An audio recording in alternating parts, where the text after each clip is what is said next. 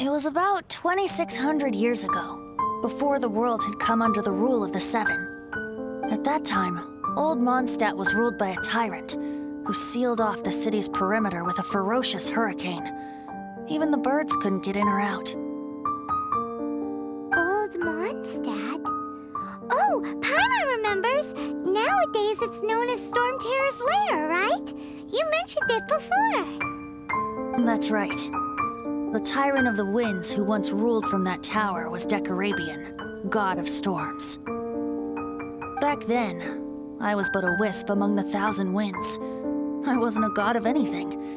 I didn't even have a human form. I was just a tiny elemental being who lived in the wind, a gentle breeze bringing subtle changes for the better, or tiny seeds of hope. A tiny elemental being? Without a human form? Venti, do you mean you used to look different than you do now? Yep. My current form is not so different from the situation with fake Stanley. In old Mondstadt transpired the story to be told.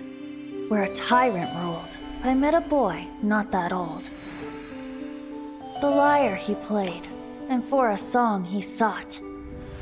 But storm walls blocked blue sky. He was sincerely distraught. I do so wish to see the birds in flight, said he, his strong eyes filling with light. But his voice was lost in the howling wind's churn, for the whirlwind takes and gives not in return.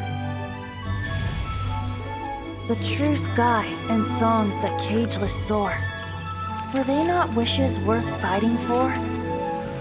So the boy turned, extending his hand. Let us cast down the tyrant and his walls from this land. The young boy raised then the flag of revolt, and I threw myself into freedom's tumult. Victorious were we who fought to be free. Gods fell, winds whipped, nations shook violently. In the smoke, a despot met his doom, and we watched as his great tower fell none too soon. Mondstadt began anew, the story passed down, and since then never has another worn its crown. So then what? What happened to your friend?